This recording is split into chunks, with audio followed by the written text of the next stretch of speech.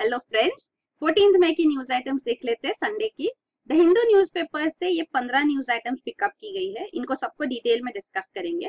पहली news item है India largely safe from cyber attack. तो ये इंडिया के साइबर सिक्योरिटी चीफ जो है पीएमओ में, प्राइम मिनिस्टर्स ऑफिस में, उन्होंने कहा है कि इंडिया में कोई ऐसा इंसिडेंट अब तक रिपोर्ट नहीं हुआ है रैंसमवेयर अटैक का, जो all over the world reports आ रहे हैं। तो मे भी पॉसिबल होगा कि आगे ऐसे रिपोर्ट्स आएंगे, क्योंकि मंडे को जब ऑफिस रीओपन होगी तो पता नहीं, पर अब तक कोई ऐसा रिपोर्ट नहीं आया है। तो CRT, computer emergency response team जो है इंडिया की, उन्होंने मई 13 को ये इशू एडवाइजरी भी इशू किया था कि अपडेट्स विंडोज के, माइक्रोसॉफ्ट विंडोज के सारे ऑर्गेनाइजेशंस इंस्टॉल करें, क्योंकि इसी को यूज करके यहाँ पे एक रैंसमवेयर बनाया गया है जिसका नाम है वोनाक्रिप्ट 2.0 या वोनाक्रिप्ट।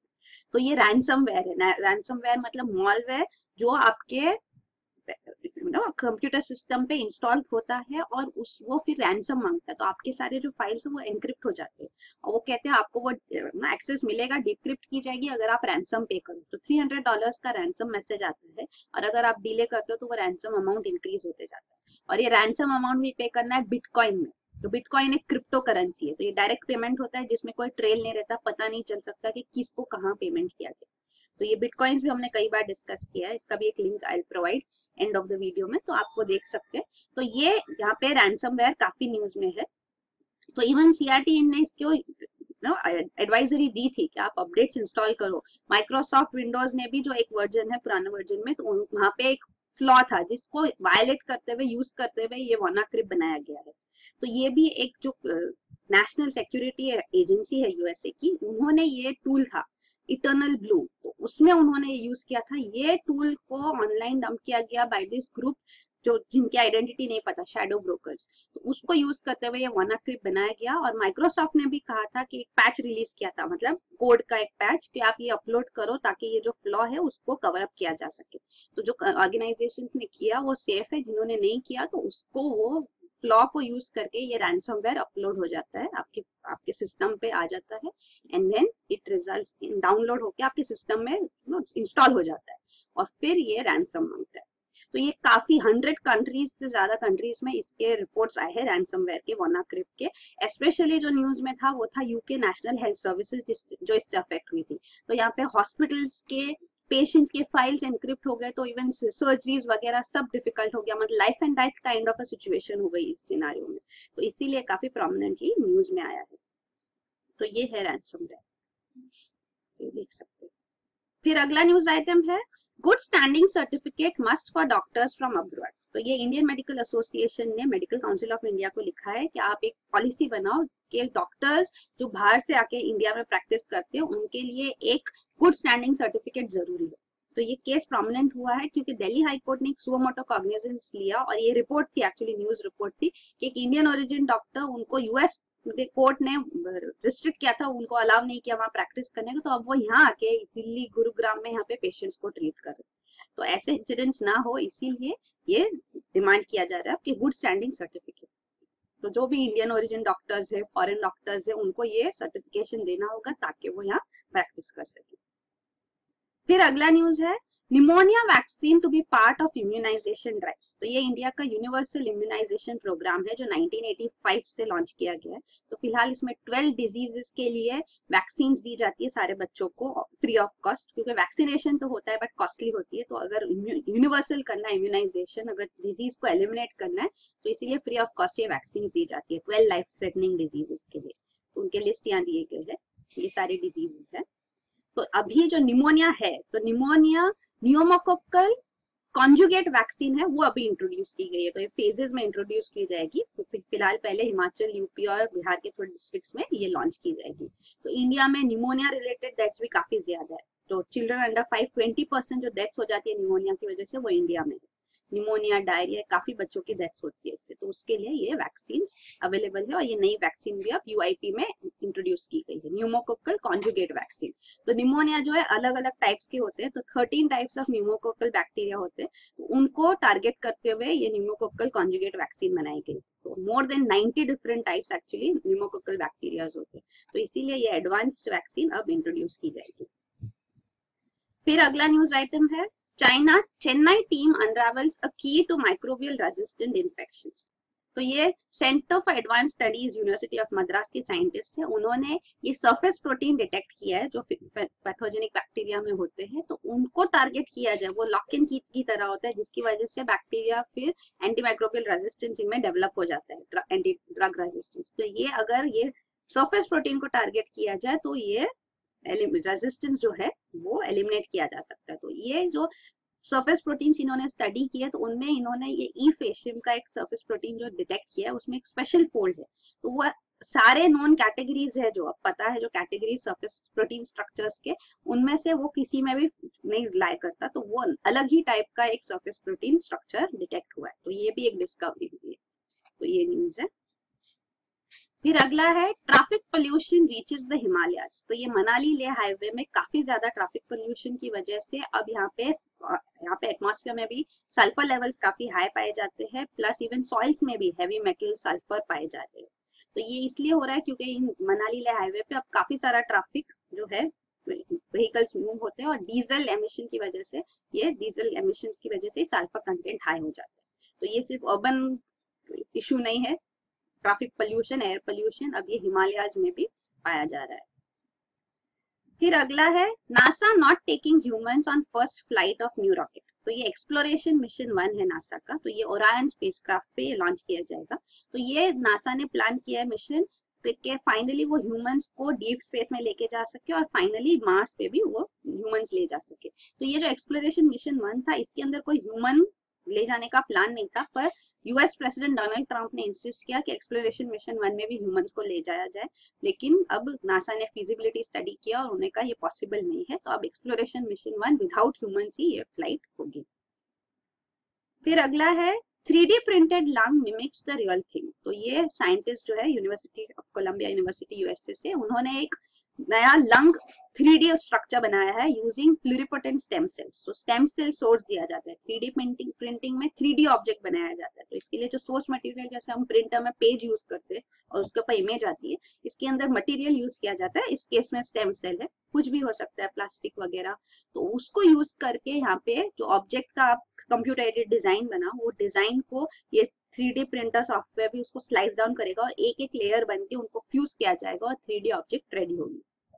तो ऐसे इन्होंने 3D प्रिंटिंग यूज करके लंग बनाया है। तो वो लंग सेम फंक्शन करता है जैसे ह्यूमन लंग्स फंक्शन करते हैं, और इसको अगर वो ड्रग्स देते हैं तो उसका क्या इफेक्ट होता है वो स्टडी कर सकते हैं। तो रेस्पिरेटरी वायरस के जो इन्फेक्शन होते हैं वो वायरल का कैसे रिस्पॉन्स होता है एंटीवायरल थेरेपी का, वो यहाँ पे स्टडी किया जा सकता है। तो ये 3D लंग बनाया गया है। तो 3D प्रिंटिंग काफी प्रोमिनेंटली न्यूज में रहा है, यूपीएससी ने सवाल भी पूछ चुकी है इसके ऊपर और काफी सारे इसके एप्लीकेशन है। तो ये एक इम्पोर्टेंट टॉपिक है। तो यहाँ पूरा डिटेल्स भी दिया गया है, आप इससे गो थ्रू कर सकते हैं। फिर अगला न्यूज आइटम है the future of white gold. तो ये मिल्क के बारे में। तो इंडिया वर्ल्ड का लार्जेस्ट प्रोड्यूसर है मिल्क का, पर प्रोडक्टिविटी अगर देखी जाए in terms of overall quantity काफी ज्यादा है, पर प्रोडक्टिविटी लो है। हमारा per day productivity 2 to 4 kgs है, और यूएस, यूरोप, इसराइल में ये 25 to 38 kg per day yield होता है मिल्क का। तो यहाँ पे हम काफी क्रॉस ब्रीडिंग भी करते हैं विथ यूरोपियन वेराइटीज, ब्रीड्स जो होती है उनके साथ, ताकि प्रोडक्टिविटी इंक्रीज हो। पर अब जो एक कंसर्न आ रहा है वो ये है कि ये यूरोपियन ब्रीड्स में एक A1 बीटा सीजीन करके एक प्रोटीन होता है, तो ये प्रोटीन के प्रेजेंस की वजह से diabetes, ischaemic diseases, heart diseases के रिस्क काफी बढ़ जाते हैं। तो अब साइंटिस्ट यहाँ पे कह रहे हैं कि लोकल ब्रीड्स को प्रमोट करना चाहिए, और एक नया जेनेटिक एडिटिंग सॉफ्टवेयर जो है CRISPR CS9 उसको यूज करके हो सकता है कि ये A1 जीन को भी साइलेंस किया जा सकता है, ताकि ये प्रोडक्टिविटी भी इंक्रीज हो और ये कंसर्न्स भी ना रहे। तो CRISPR CS9 टेक्निक भी काफी न्यूज में रहा है। ये जेनेटिक एडिटिंग टेक्निक है, तो आप स्पेसिफिक जीन यहाँ से सिलेक्ट कर सकते हैं, उसको कट करके नया जीन पेस्ट करके आप एडिट कर सकते हैं। तो कट पेस्ट टेक्नोलॉजी है ये।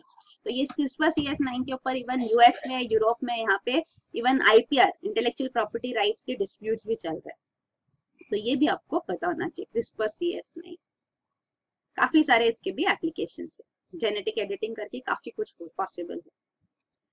फिर अगला न्यूज आइटम है Indian scientist unveil home grown gold standard. तो ये भारतीय निर्देशक द्रव्य BND 4201 करके ये गोल्ड स्टैंडर्ड 99.99% प्योर गोल्ड बार बनाया गया है 20 ग्राम का, जो एक पार्ले जी बिस्किट जितना है। तो ये स्टैंडर्ड बनाया गया है बाय CSIR लैब, ये नेशनल फिजिकल लेबोरेटरी। तो नेशनल फिजिकल लेबोरेटरी में ही सारे स्टैंडर्ड यूनिट्स रिपोजिटरी है ये उसका, सब ये यहाँ पे लोकेटेड होते हैं, kg, सेकेंड, सेंटीमीटर सब यहाँ पे। तो ये इवन कैलिब्रेशन सर्विसेज प्रोवाइड करते हैं कि कोई स्टैंडर्ड कैलिब्रेशन करना हो तो इनसे हो सके।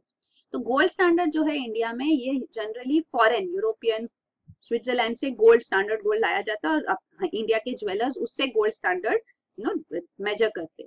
तो अब इंडिया ने अपना खुद का गोल्ड स्टैंडर्ड बनाया। तो India is one of the largest markets of gold. तो इसीलिए ये एक सिग्निफिकेंट स्टेप है जो लिया गया, ताकि अभी इंपोर्ट नहीं करना पड़े gold bar, standard gold bar जो है वो। फिर अगला न्यूज आइटम है modules on life skills to help students beat stress. So all India council of technical education ने कहा है कि सारी कॉलेजेस जो उनसे अफिलिएटेड है उनको ये मॉड्यूल इनिशिएट करना पड़ेगा। एक सेमेस्टर लॉन्ग मॉड्यूल होगा, तो पार्ट ऑफ द कोर्स होगा, उसके अंदर ग्रेड्स नहीं दिए जाएंगे, पर ये मॉड्यूल में स्टूडेंट्स को communication skills, even life failure से कैसे कोप अप करना है, डिसीजन मेकिंग कैसे, सिचुएशनल डिसीजन मेकिंग कैसे करना है, इसके ऊपर सब उनको मॉड्यूल में स्टडी होगी। तो ये इवन IITs में भी इंट्रोड्यूस किया जाएगा, ये भी प्लान है। तो इसमें मॉरल एथिकल वैल्यूज भी इंक्लूडेड होगा। फिर अगला है India to skip BNR forum. So ये है belt and road initiative forum. तो इंडिया ने क्लियरली अब स्टेट किया दिया है कि हम चाइना के belt and road initiative forum में पार्टिसिपेट नहीं करेंगे। ये 2-डे फोरम है जो अभी 14 मई से स्टार्ट होगा। तो ये न्यूज है। तो यहाँ पे इंडिया ने ये भी कहा है कि चाइना ने जो प्रोजेक्ट्स में इंटरेस्ट लिया है और काफी इंफ्रास्ट्रक्चर प्रोजेक्ट्स में इन्वेस्टमेंट्स किए हैं, तो ये स्पेशली श्रीलंका, बांग्लादेश में। तो यहाँ पे कंसर्न जो रेज हुआ है वो है डेट ट्रैप। तो इतना सारा लोन्स देते हैं, वो इंफ्रास्ट्रक्चर तो बन जाता है पर कंट्री फिर डेट में फंस जाती है। तो ये ध्यान रखना चाहिए उनको कि अनसस्टेनेबल डेट ना हो, तो ताकि डेट ट्रैप ना हो जाए। Plus even ecological concerns, environmental protection concerns को भी उनको देखना चाहिए अगर चाइना इन्वेस्ट कर रही है काफी कंट्रीज में। तो इवन उनको ट्रांसपेरेंसी होनी चाहिए कि प्रोजेक्ट कॉस्ट कैसे एस्टिमेट किया जा रहा है, उसके अंदर भी ट्रांसपेरेंसी होनी जरूरी है। तो ये कंसर्न्स भी यहाँ पे रेज किए गए इंडिया ने। फिर अगला है China to invest $800 billion in belt and road in 5 years। तो चाइना काफी स्ट्रांगली प्रमोट कर रही है बेल्ट एंड रोड इनिशिएटिव को। कह रहे हैं कि हमने $60 बिलियन तो डाल दिया 2013 से, जब से आइडिया इनिशिएट हुई है, पर अब हम 800 बिलियन तक का इन्वेस्टमेंट करेंगे नेक्स्ट 5 years में। तो वो कह रहे हैं कि इससे काफी सारा जॉब जनरेट हुआ है लोकली जहाँ पे इन्वेस्टमेंट्स किए गए, और इवन लोकल गवर्नमेंट्स को हमने काफी सारा टैक्सेस भी पे किया। तो वो पॉजिटिव साइड दिखा रहे हैं। फिर अगला है China Pakistan ink pacts ahead of summit. तो ये चाइना पाकिस्तान इकोनॉमिक कॉरिडोर एक सिग्निफिकेंट पार्ट है जिसकी वजह से इंडिया भी इसमें पार्टिसिपेट नहीं कर रहे। तो इसके कॉन्टेक्स्ट में जो एक ग्वादर पोर्ट से लेके काशगर रीजन चाइना को ये कनेक्ट करता हुआ कॉरिडोर बनेगा। तो इसके कॉन्टेक्स्ट में उन्होंने एक रेलवे ट्रैक के लिए भी MOU साइन किया है अभी। इवन एक ड्राई पोर्ट बनाया जाएगा हवेलियन में, तो यहाँ पे पाकिस्तान में, तो वो भी इसके ऊपर भी MOU साइन किया गया है belt and road initiative forum summit से पहले। फिर अगला है surprised bye ICJ order, Pakistan mulls next move. तो ये इंटरनेशनल कोर्ट ऑफ जस्टिस से हमने ऑर्डर लिया कि कुलभूषण जाधव का डेथ सेंटेंस स्टे किया गया है उससे। तो ये पाकिस्तान मिलिट्री कोर्ट ने ऑर्डर दिया था। तो अब पाकिस्तान का इस पर रिस्पॉन्स नहीं आया है, पर वही कहा जा रहा है कि पाकिस्तान का यही मानना है कि ये मिलिट्री कोर्ट का जस्टिस कोर्ट का ऑर्डर फाइनल नहीं था डेथ सेंटेंस। इसके बाद इवन हायर अथॉरिटीज को ये जा सकता है, तो रिव्यू हो सकता है फील्ड जनरल कोर्ट मार्शल से, उसके बाद इवन सुप्रीम कोर्ट के पास ये केस जा सकता है, और फाइनली मर्सी पिटीशन भी है जो पाकिस्तानी अथॉरिटीज के पास है, पाकिस्तान प्रेसिडेंट। तो वो पॉसिबिलिटीज है। तो अगर यहाँ पे लोकल जो भी एवेन्यूज है वो एग्जॉस्ट करे बगैर Pakistan India international court of justice के पास कैसे जा सकती है, तो ये पाकिस्तान का मानना है। पर फिर ये भी एक चीज है कि वियना कन्वेंशन है ऑन लॉ ऑफ ट्रीटीज, तो इसके अंदर भी वो स्टॉल कर सकते हैं इसको। पर अगर ह्यूमन राइट्स वायलेशन होगा तो इंटरनेशनल कोर्ट ऑफ जस्टिस उसको ज्यादा इंपॉर्टेंस देके इवन पाकिस्तान का ये ऑर्डर जो स्टे किया गया उसको और कंसोलिडेट करेगी। तो अब देखते हैं पाकिस्तान का क्या ऑफिशियल रिस्पॉन्स क्या आता है। तो पहले इंडिया का एक्चुअली मानना है कि वो बायलैटरल डिस्प्यूट्स में इंटरनेशनल ऑर्गेनाइजेशंस को नहीं लाएंगे, इंटरनेशनलाइज नहीं करेंगे बायलैटरल डिस्प्यूट्स। पर ये लाइफ एंड डेथ का सिचुएशन थी, तो इवन इंडिया को कॉन्सुलर एक्सेस रिफ्यूज किया गया था। इवन कुलभूषण जाधव जी के फैमिली को यहाँ पे एक्सेस नहीं दिया गया था, वीजा नहीं दिया गया था, कोई लॉयर उनका केस पाकिस्तान में नहीं लड़ रहा था। तो इसीलिए ये स्टेप लिया गया। तो पहले जब 1999 में भी इंटरनेशनल कोर्ट ऑफ जस्टिस को पाकिस्तान ने अप्रोच किया था, तो ये अटलांटिक इंसिडेंट था। तो इसके अंदर पाकिस्तान नेवी प्लेन को इंडिया ने शूट डाउन किया था क्योंकि उन्होंने इंडिया एयर स्पेस वायलेट किया था। तो ये 1 महीने बाद ही था कारगिल वॉर के। तो तब ये रन ऑफ कच्छ रीजन में ये इंसिडेंट हुआ था। तो तब आईसीजे ने रूल किया था कि हम इसमें इंटरवीन नहीं कर सकते क्योंकि हमारा जुरिस्डिक्शन नहीं है ये, क्योंकि बायलैटरल अग्रीमेंट्स है इसमें। तो वो है। तो अब ये नेक्स्ट केस है जहाँ पे आईसीजे इंटरवेंशन लिया गया है। तो ये वियना कन्वेंशन जो है लॉ ऑफ ट्रीटीज पे, तो स्टेट्स, अगर स्टेट्स के बीच में रिटन ट्रीटी है बायलैटरल ट्रीटीज, तो उसको ये रेगुलेट करते हैं। स्टेट्स और इंटरनेशनल ऑर्गेनाइजेशंस के ट्रीटीज के ऊपर एप्लीकेबल नहीं है। और अटलांटिक ट्रीटी जैसे हमने डिस्कस किया। और 3 ऑपरेशन थे इंडियन एयरफोर्स के। ऑपरेशन राहत जो था 2013 में, जब नॉर्थ इंडिया फ्लड्स हुए थे उत्तराखंड हिमाचल प्रदेश में, यहाँ टूरिस्ट पिलग्रिम्स यहाँ पे स्ट्रैंडेड थे, उनको रेस्क्यू किया गया था। ऑपरेशन मैत्री जो 2015 का था, तब ये अप्रैल 2015 में जब नेपाल में अर्थक्वेक हुआ था, तो इंडियन आर्म फोर्सेस यहाँ पे रेस्क्यू ऑपरेशन पे आए थे, रिलीफ एंड रेस्क्यू।